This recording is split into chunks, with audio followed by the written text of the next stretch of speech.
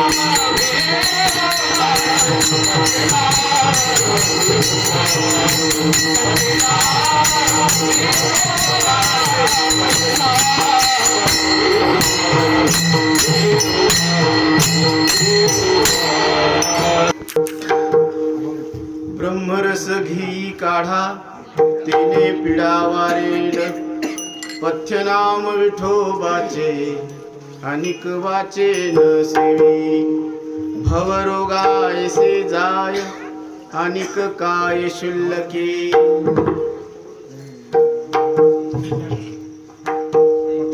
पथ्यनाम विठोबाचे अनिक वाचे न सेवी तुका म्हणे नव्हे बाधा अनिक कदा भूताची पथ्यनाम विठोबाचे अनिक वाचे न सेवी विठ्ठल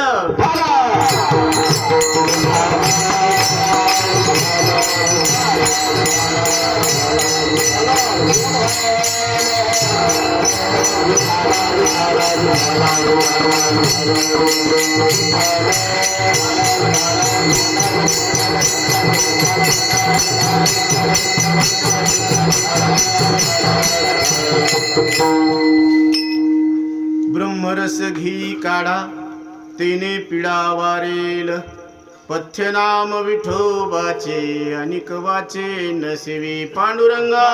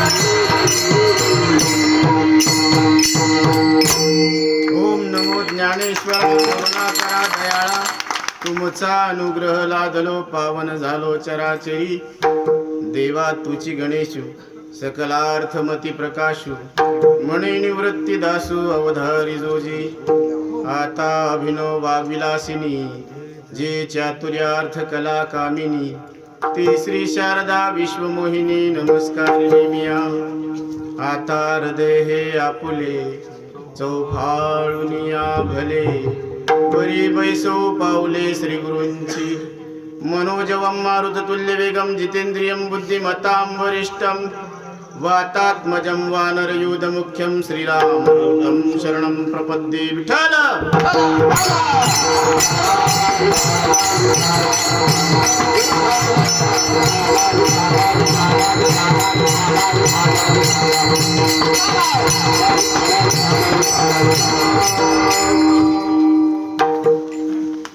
आज या ठिकाणी श्रीमद भागवत कथा ज्ञान यज्ञ सोहळा व ग्रंथराज ज्ञानेश्वरी पारायण सोहळा चालू आहे.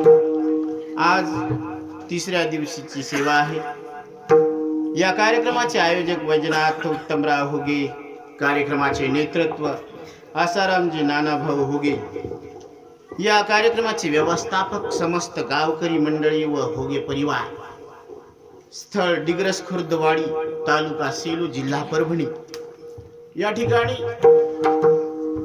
जगद्गुरु तुकोबराय मनुष्य देहात आलेल्या प्रत्येक जीवाला उपदेश करतात. कारण हा जो लोक आहे हा एक दवाखाना आहे आणि पूर्वीच्या काळामध्ये जर एखाद्या व्यक्तीला रोग झालेला असायचा तर वनस्पती द्यायचे. कशा पद्धतीने द्यायची? वनस्पती कुटायची कच्च्या आणि त्याचा काढा द्यायचा. दुसरी पद्धत होती त्या वनस्पतीला उकळायचं आणि ते पाणी त्या व्यक्तीला द्यायचं. तिसरी पद्धत होती त्याचा रस काढून द्यायचा. तर दुसरी एक पद्धत आहे की त्याला सांगायचं बाबा तू काहीच खाऊ नको. आता काहीच खाऊ नको म्हणल्यावर कसं दम निघन? इथं तर घंट्याला भूक लागते. मग काहीच खाऊ नका असं कसं मध्ये? ते म्हणते तुम्ही पथ्य पाळा.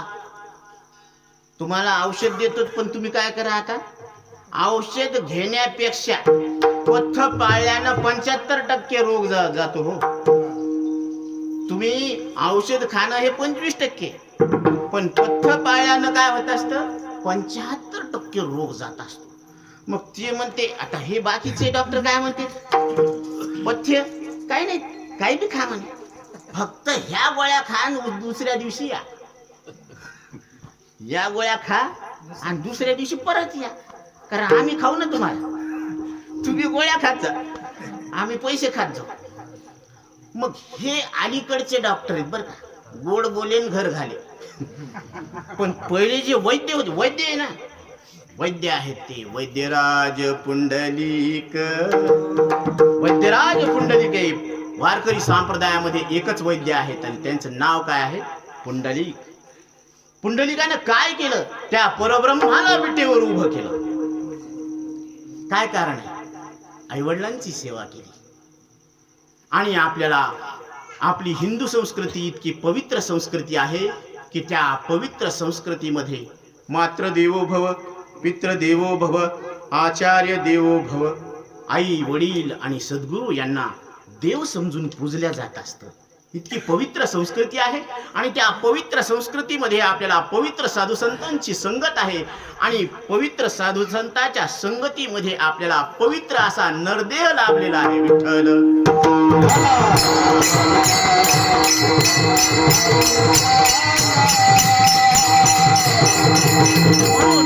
पूर्वीच्या काळी त्यांना काढा द्यायचा त्या रोगावर आणि त्याला सांगायचं की हा काढा घे, पण तू पथ पाळत जा.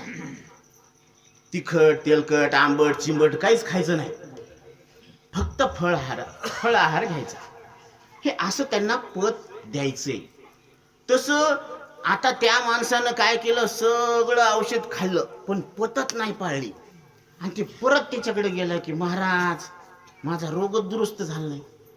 ते म्हणे असं म्हणू नको, तुला जे औषध दिलेले आहे ते रामबाण उपाय आहे. त्यानं शारीरिक रोग काय मानसिक रोग सुद्धा दुरुस्त होते, असं जबरदस्त औषध येते. पण तू पथ पाळली नाही म्हणून तू माझ्याकडे आला. आता तू कोणाकडेच जाऊ नको आणि माझ्याकडे तर येऊच नको, कारण आम्ही जे औषध दिलेले आहे ना ते गॅरंटेड इलाज आहे, रामबाण उपाय आहे. फक्त तू काय म्हणशील चार चौघामध्ये की महाराजाकडे गेलो आणि त्यांनी औषध दिलं आणि ते आम्हाला लागू नाही झालं, मग तू या औषधाची बी काय करशील, बदनामी करशील आणि आमची सुद्धा काय करशील, बदनामी करशील. म्हणून ते तेवढं काम करू नको, तू गुपचूप राहा. आता अशी पावर होती. लक्ष्मणाला शक्ती लागली, हनुमंतरायानं संजीवनी बुटी आणली आणि त्याचा काय केला, लेप केला. हो, लेप केला की लक्ष्मणराव संजीवन उठून बसले. तसं मनुष्य देहात आलेल्या जीवाला सुद्धा एक रोग आहे. जसं तिकडं रोग आहे ना, मग रोग्याच्या मनात कोण असतं, घरदार, बायको, पैसे नाही, फक्त डॉक्टर असतो की त्यानं मला यावं, माझ्या अंगाला हात लावावा, मला तपासावं आणि औषध द्यावं, अशीच वाट पाहत असते. तसं त्याच्या अंतःकरणामध्ये डॉक्टर असतो रोग्याच्या. तसं मनुष्य देहात आलेला प्रत्येक जीवाला रोग आहे आणि त्या रोगाचं नाव आहे भवरोग, जन्म मृत्यूचा रोग. आणि तो रोग निवारण करण्याला समर्थ फक्त साधू संत आहेत. आमचे तुकोबा राय आहेत, आमचे नाथ महाराज आहेत, आमचे नामदेव महाराज आहेत, सगळे साधू संत मंडळी सज्ज आहेत आणि त्यांनी त्याला मात्रेमध्ये औषध दिलेलं आहे. बरं का, इकडं कसं आहे, तुला जर नाही का रोग दुरुस्त करायचं तर औषध दिलं ना, तसं इकडं महारोगावर, या भवरोगावर एकच औषध आहे आणि ते म्हणजे ब्रह्मरसाचा काढा. त्या ब्रह्मरसाचा काढा जर त्यानं पेला तर त्याचा भवरोग काय होत असतो, दूर होत असतो. मग प्रत्येकाला भवरोग आहे पण त्या रोगाची जाणीव नाही. गंमत आहे, ध्यानात घ्या की प्रत्येकाला रोग आहे पण त्या रोगाची जाणीव नाही. जसं एका व्यक्तीचं अंग फुलू लागलं, गाल गुबरे गुबरे, हात गुबरे गुबरे, पाय गुबरे गुबरे, पोट ढेबर ढेबर, त्याला वाटायला कायच बॉडी झाली की. अरे ती बॉडी नाही झाली, ते पंडू रोग आहे. आणि त्या पंडू रोगामध्ये शरीर फुगत असतं आणि त्याला काय वाटायलं, बॉडी व्हायली. बॉडी कशाची बॉडी व्हायली? ती पंडू रोग आहे. रोग कळावा, असावा रोग, कळावा रोग, आणि मग जात असतो भवरोग. विठ्ठल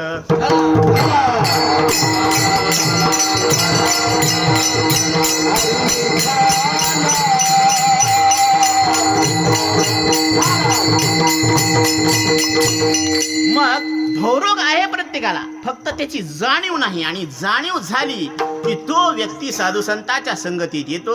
आणि साधू संतांच्या संगतीत आल्यावर साधू संत सांगतात की तुला जो रोग आहे ना, त्या रोगाला एकच पथ्य आहे, आणि त्याला पथ्य विठ्ठलाचं नाव घेणं. विठ्ठलाचं काय करायचं? नाव घ्यायचं. सकळ मंगळ निधी श्री विठ्ठलाचे नाम आधी.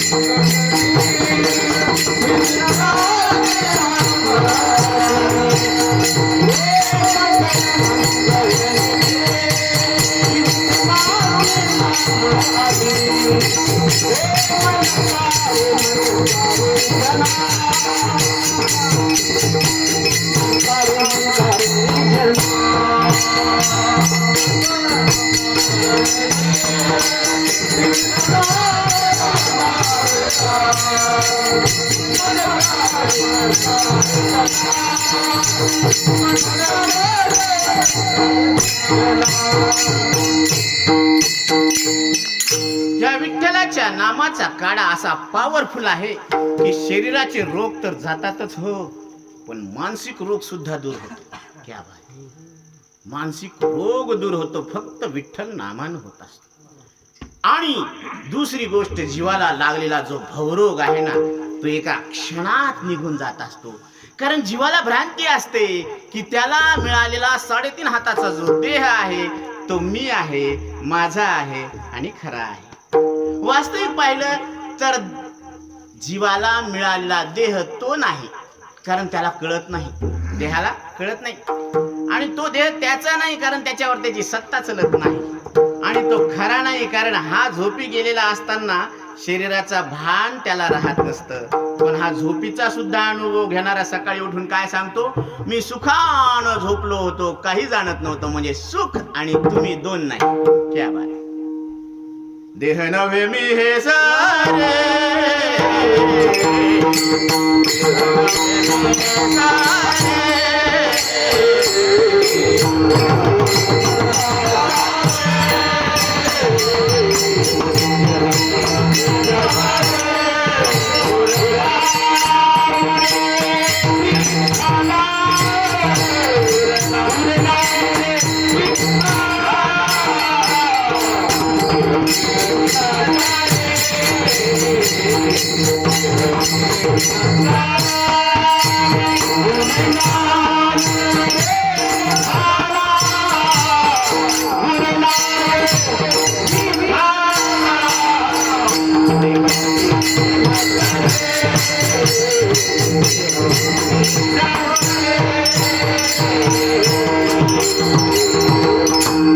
देह नव्हे मी हे सरे, देह राहू द्या, देहाला मी म्हणणं सरू द्या. क्या बात! ही घोंगडी वापरा, पण कार्यक्रम संपल्यावर घरी घेऊन जाऊ नका. बरं का? हा, वापरायचं ना, वापरायला काय अडचण आहे का? काही नाही. तुम्हाला 100% तुम्हाला परमिशन आहे, वापरा. माईक वापरा, हे वापरा, सगळं वापरा, माणसं वापरा, पण घरी घेऊन जायचं एवढं पथ्य पाहा. तस देह वापरा, हे देवाचा आहे म्हणून वापरा, देवानं दिलेला आहे म्हणून वापरा. पण हा जीव काय म्हणायला लागला, मी देवाचा म्हणायचं तर मी मायबापाचा आहे, मी जातीचा आहे, मी गोताचा आहे, मी कुळाचा आहे असं म्हणायला लागला. म्हणजे एकाचे घायन एकाची गायन, लाज नाही तिशी सांगावे काय. हे खातेत बामणाचं गायलेत कसा बाला. देवानं दिलेला पवित्र नरदेह आहे, वनाची गुण गायले तर सोयऱ्या धायऱ्याची. वा रे वा, देवाशी बेईमान झाली. माय बापानं लहाण्याचं मोठं केलं, त्याचं लग्न करून दिलं, सासऱ्यानं सोन्याची अंगठी घातली आणि ते तिकडं बोट करून काय म्हणतं मी यायचा जावई आहे ना. अरे बापाचं नाव सांग ना, मी यायचा मुलगा आहे म्हणून. व्यवहारातच बेईमान झाले तर परमार्थात क्या हाल है.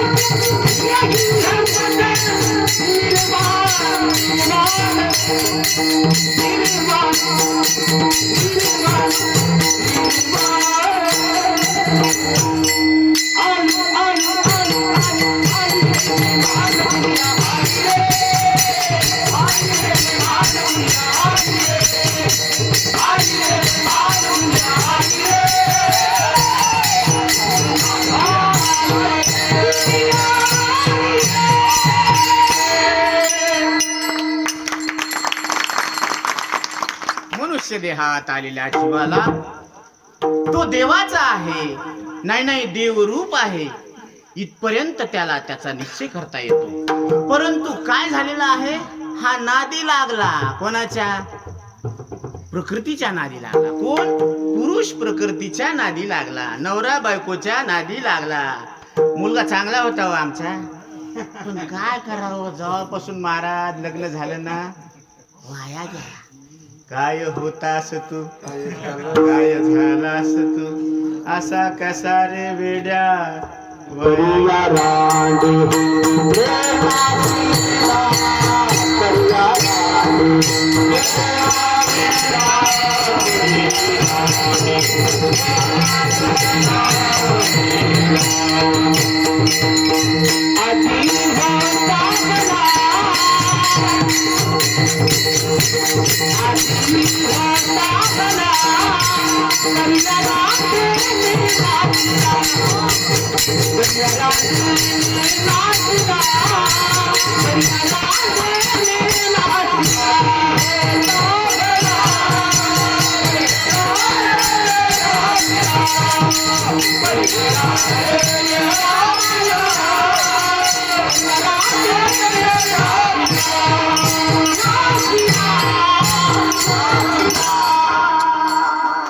मनुष्य देहात आलेला प्रत्येक जीव हा स्वरूपानं परमात्मा आहे आणि त्याला मी परमात्मा आहे असं कळून घेण्याचा संपूर्ण अधिकार स्वतः नारायणानं प्रदान केलेला आहे.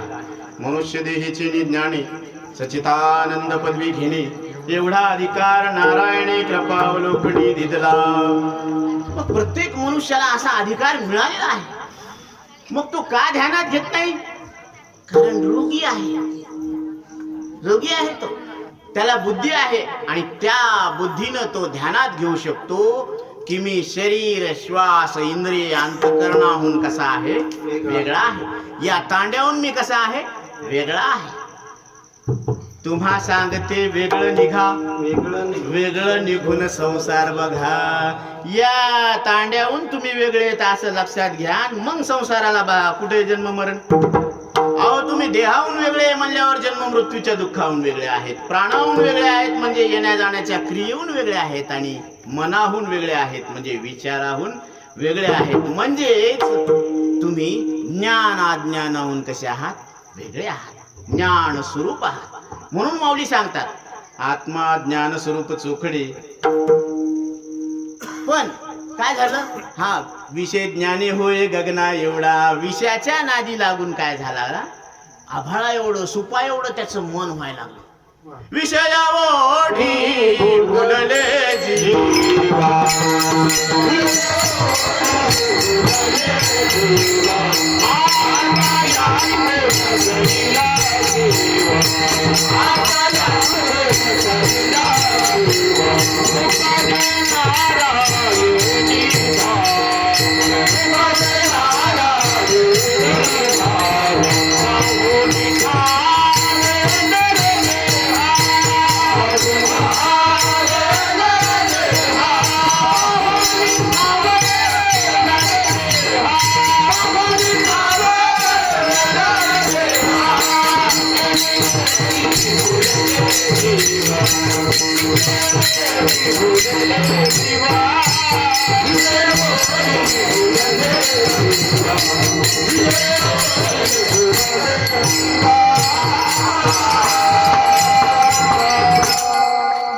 एका एका विषयामध्ये एक एक प्राणीचं जीवाला मुकलेला आहे.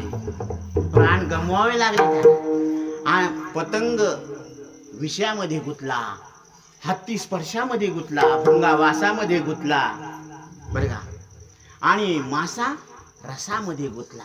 हे एकेकामध्ये एक एक गेले. आपल्याला एक एका पाच पाच येतो, पाच पाच. म्हणून इथं किती गुंतला. म्हणून यानं प्रत्येक क्षणाक्षणाला काय करायला पाहिजे, विठ्ठल नामाचा काढा घ्यायला पाहिजे. म्हणजे काय होईल, कारण ते पथ्ये आणि ब्रह्मरसाचा काय घ्यायचा, काढा घ्यायचा. कारण तो काढा घेतला की भवरोग दूर होत असतो. आणि भवरोग म्हणजे काय, जन्म मृत्यूचा रोग. मग मरण कोणाला आवडतं.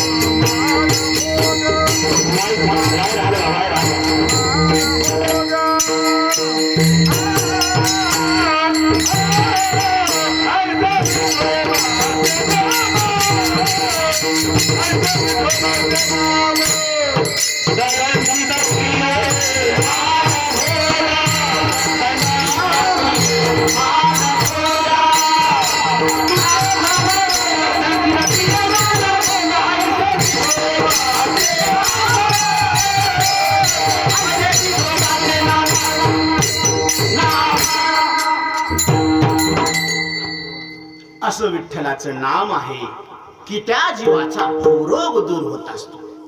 आणि या बुद्धीचं सार्थक होत असतं. बुद्धी बोध्या सोके एवढीच वस्तू चुके, किंवा बुद्धीचे वैभव अन्य नाही तुझे, एका केशी राजे सकळ सिद्धी. पाटलाचं घोडं आहे पण पाटल्यालाच बसू दे ना. वारे वा, काय घोडे. हो ना, नोकराला बसू द्यायला लागलं, गड्याला बसू द्यायला लागलं, सगळ्याला बसू द्यायला, पण पाटलालाच बसू दे ना. काय कमाल आहे. तशी बुद्धी सगळ्याच वर्णन करायली. हे विज्ञान आहे, हे भूगोल आहे, सायन्स, हिस्ट्री, वा वा वा वा, फॉरेन रिटर्न. आणि आत्मा कोण आहे म्हणलं की ती गप्प बसायला लागली, मौन धारण करायला. आणि आत्मा कोण आहे, तुम्हीच आहेत ना. तत्वमासी, ते ब्रह्म तू आहेस. या महावाक्याचा उपदेश ध्यानात घ्या. कारण ही या सूक्ष्म देहातली वरली आळी. वरली आळी म्हणजे आत्मस्वरूप आहे, मधली आळी म्हणजे सूक्ष्म देहातली बुद्धी. वरल्या आळीला तुम्ही सावध राहावे.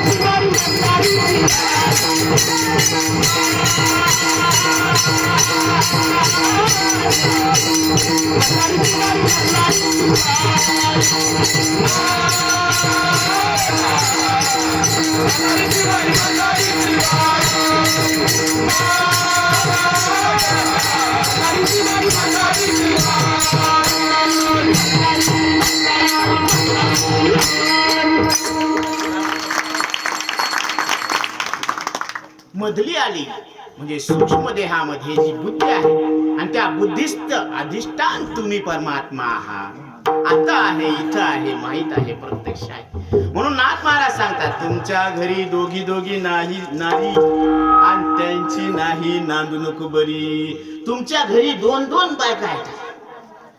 ती म्हणे माणसाला तर दोन दोन बायका आहे, पण बायाला बी दोन दोन बायका आहेत. ते म्हणे हो. ती म्हणे कोणती? एक सुबुद्धी आणि एक कुबुद्धी, दुर्बुद्धी आणि सुबुद्धी.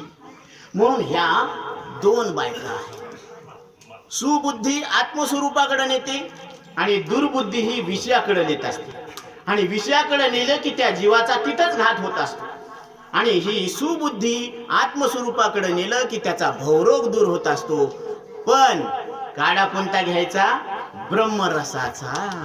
हे पहिल्या चरणाचा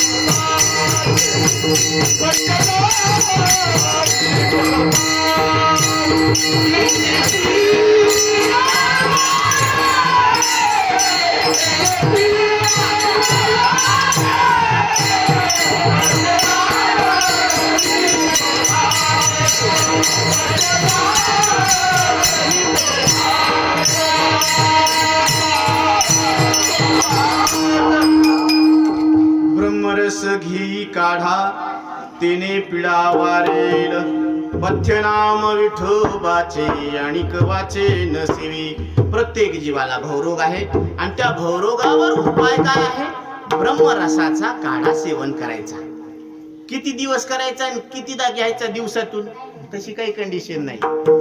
कारण हा जो ब्रह्मरसाचा काढा आहे ना, सकाळी घेतल्यावर जमतो, दुपारी घेतल्यावर जमतो, काळ वेळ नाम उच्चारिता नाही.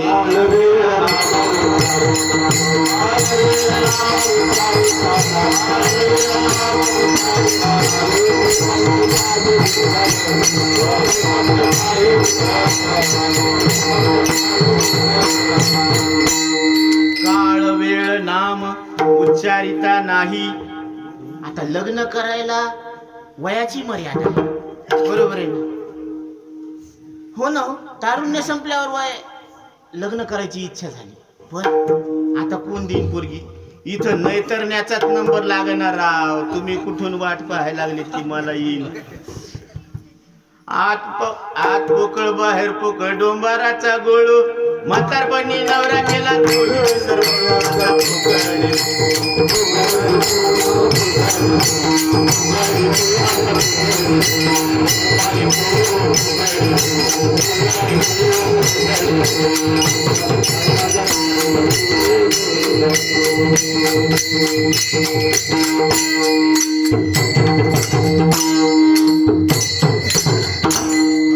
तरण्याचाच नंबर लागणार महाराज.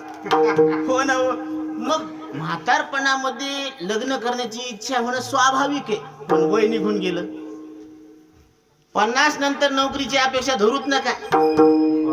ते मध्ये यजबार झाले यायचं नियमात बसत नाही. नोकरी लागत नाही. नोकरी नाही म्हणून छोकरी नाही, छोकरी नाही म्हणून याचं मन लागत नाही. तर याचं मन लागत नाही त्याला का करा? ते म्हणे महाराज मनच लागत नाही, तू देवाच्या चरणात घाल ना.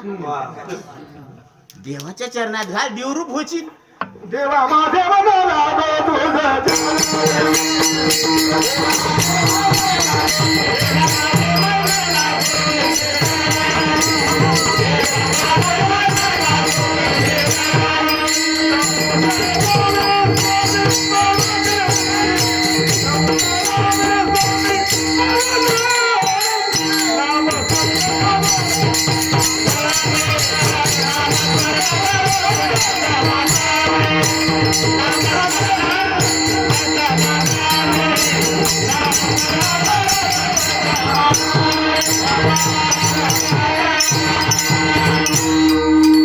देवा माझं मन तुझ्या चरणामध्ये लागू दे. कारण संसाराची आसक्ती राहिल्यावर ते विषयाचा नादी लागेल आणि विषयाची नष्ट होणारी. मग नष्ट होणाऱ्याचा संग लागला, छंद लागला म्हणून दुःख आहे ना. प्रत्येक जीवाला जे दुःख आहे ते कशामुळे आहे? संसाराचा छंद लागलेला आहे. तुका म्हणे सांडी संसाराचा छंद,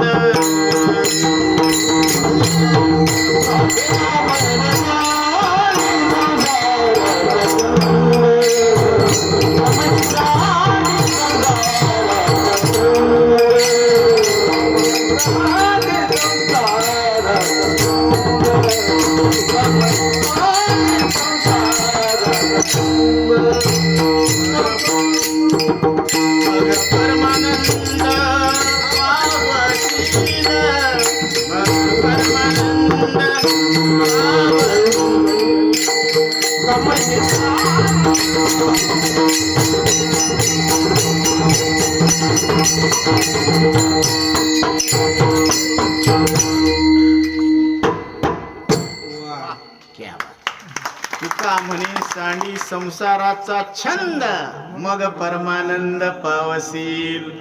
हे नाद चांगला आहे हो लेकरू, पण ह्याला नाद वाईट आहे. हा वाईट नाहीये, पण ह्यो घेतो थोडी थोडी क्रिया करो. सकाळी घेतो थोडी थोडी, संध्याकाळी थोडी थोडी, लाईट लाईट 1 पॅक. पण ते बी बरोबर नाही ना. त्याच्यामुळे तुला लोक चांगलं म्हणन ना. बरोबर आहे ना माऊली? तू चांगला आहे बाबा, तुला नाद चांगला नाही. म्हणून गुरुवर्य बापूराव महाराज परतूरकर नेहमी चिंतनातून सांगत असतात, तू नाही कडू, तुला नाद लागलेला आहे कडू. असं लक्षात घे कडू.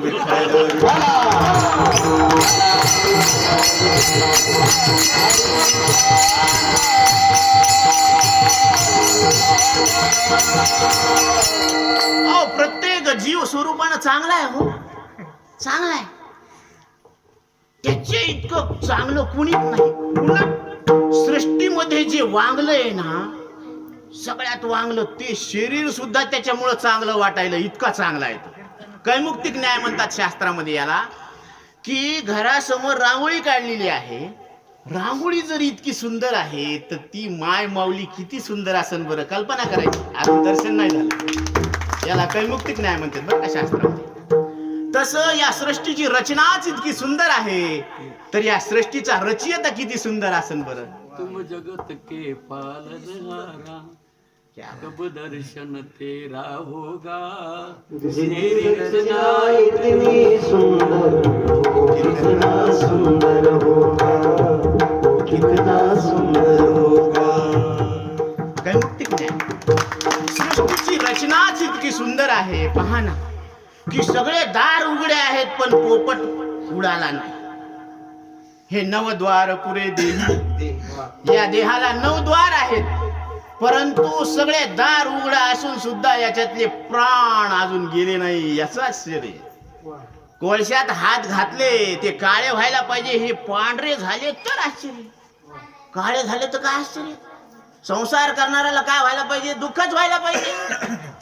त्याला सुख झालं तर आश्चर्य. संसार दुःख मुळ चहूकडे इंगळ, विश्रांती नाही कुठे रात्रंदिवस तळमळ. म्हणून संसार करणाऱ्याला दुःखच होत जावं आणि परमार्थ करणाऱ्याला सुख होत जावं. सुख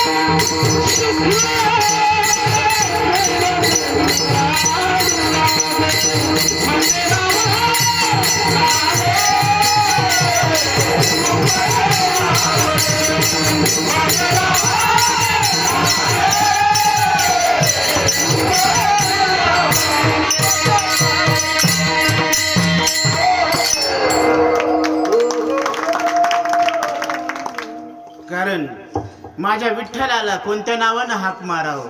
तुका म्हणे जे जे बोला ते ते साजे या विठ्ठला. त्याला राम म्हणा, अल्ला म्हणा, गॉड म्हणा, जेजस म्हणा. माझा देव कसा आहे, एक आहे. सबका मालिक एक आहे. म्हणून त्याला कोण्याही नावानं हाक मारा. तुम्हाला जे आवडेल त्या नावानं हाक मारा. पण हाक मारा, पोटातून मारा, बेंबीच्या देठापासून मारा. नुसतं पोटातून मारू नका. समजा आपल्या घराला आग लागली तर किती हळूच म्हणते, असं म्हणते.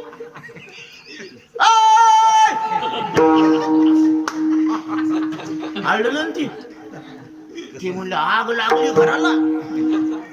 ते म्हातारा हेच पळायला लागलं. ते म्हणले बाबा सौदा झाला होता. ते तिथं थांब बाहेर की मला. ती म्हणे सौदा झाला होता, परत एकदा आढळलं ते पण कच्चा झाला होता की लगेच म्हणजे आसक्ती सुटली की थांबला, आणि आसक्ती धरली की पळणं चालू आहे. आता हे पळून पळून कुठं पळणार आहे? मसन वाटाच्या पलीकडे जाणारच नाही, साड्याची धाव.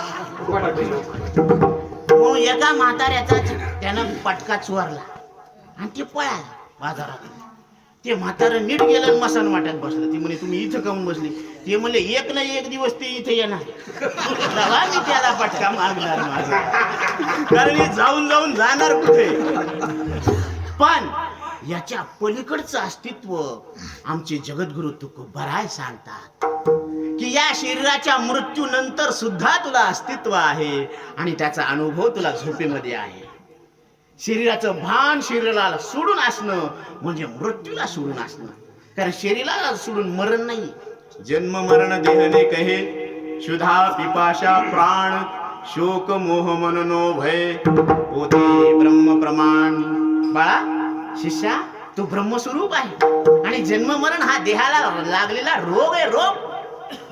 म्हणून सत्यानं केलेली क्रांती म्हणजे संक्रांत आहे.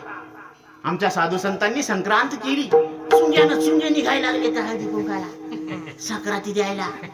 चुंग्यानं चुंगी, हो ना हो, निस्ता फोन आला की अहो आले आले वाटतच हिला बी घेऊन येते. जा बापा, पण वाण असं द्या. साधू संतांनी असं दिलं, आमच्या जगद्गुरु तुकोबरायांनी असं दिलेले. आकाराचं वाण देहाला दिलं, क्रियेचं वाण प्राणाला दिलं, विचाराचं वाण मनाला दिले आणि ज्ञानाचं वाण आपल्याकडे ठेवलंय. म्हणून हे ज्ञान प्रत्येकाचं स्वरूप आहे आणि ते ज्ञान तुम्ही तुमच्या हृदयामध्ये प्रगट करा. ज्योत से ज्योत जगाते चलो, प्रेम की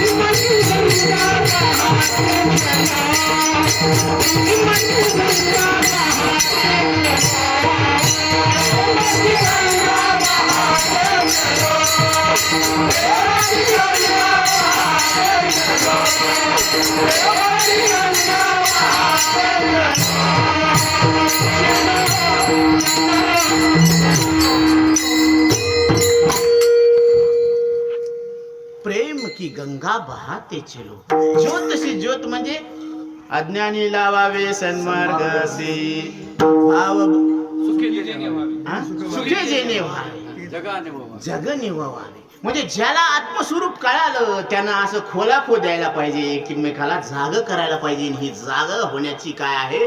वेळ आहे. जाग होता येतं फक्त मनुष्य देहात, कारण पशु पक्ष्यामध्ये आणि देव योनीमध्ये कर्म तयार होत नाही. ध्यानात घ्या, पशु पक्षी मध्ये आणि देव योनीमध्ये कर्म तयार होत नाही. कर्म तयार होतं फक्त मनुष्य देहात आणि त्याची परतफेड सुद्धा होत असते मनुष्य देहात आणि त्याचा नाश होत असतो मनुष्य देहात. विठ्ठल विठ्ठल.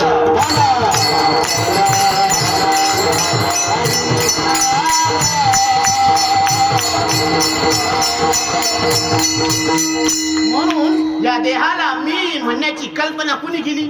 जीवानं केली.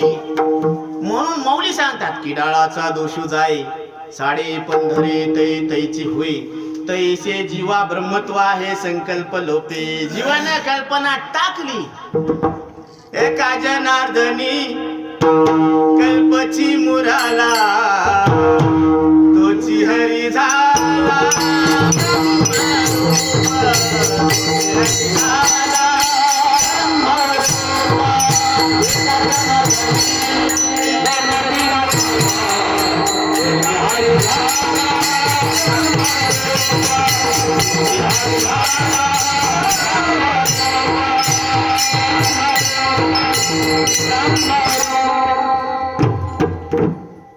एका जनार्दनी कल्पची मुराला, तोची हरी झाला ब्रह्मरूप. कल्पना सोडली की तुम्ही ब्रह्म येत आणि कल्पना धरली की तुम्हाला जीवपणा आला. कल्पना अवेद्या हा तेने झाला जीव मायोपाधी शिव बोली जेथे. म्हणून तुम्ही फक्त काय करा, कल्पना सोडा, मग तुमचा भवरोग आपोआप काय होत असतो, दूर होत असतो. आणि याला पथ्य फक्त काय आहे, विठ्ठलाचं नाव घेणं आहे. म्हणून ह्या सगळ्या मंगलाचं मंगल तुम्ही आहात. तुका म्हणे मंगलाता,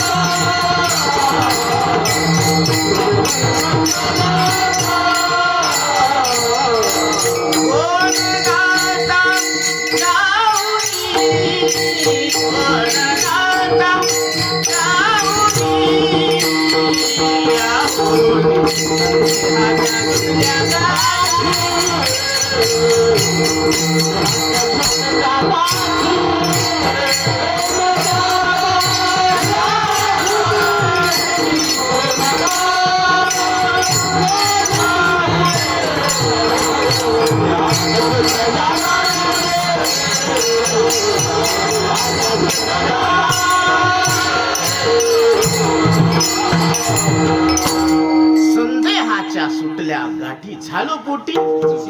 ह्या गाठी सुटल्या पाहिजे हो. लोक म्हणते त्याला बोलला का ते लय आतल्या गाठीच आहे बाबा. इथं एक नाही, सगळेच आतल्या गाठीचे आहेत, कोणाला बोलावं आता. म्हणून ज्ञानदेवा मौन जपमाळ अंतरी धरोणी श्रीहरी जपे सदा. बरं याच्या गाठी खोलाव्या ना तर त्याचा आहार चांगला नाही. हे प्यायला काय बी पितात आणि खायला काय बी खातात. कसं कळन बाबा, नाही ना कळणार. म्हणून त्याला सांगितलं बाबा तुम्ही सात्विक आहार घेत जा, हे असं वांगलं खात जाऊ नका. कारण ते सुद्धा काय होणार आहे, पुढे त्याचं तुम्हाला फळ भोगावंच लागणार आहे. मांस खाता हौस करी सोडून वैरी ठेवी याला राग कामून येते बरं का. राग येणं हे हिंस्र प्राण्याचं लक्षण आहे. म्हणून त्यांनी काय सांगितलं, काम क्रोध बकरा मारा पूजा रुक्माईच्या मरा.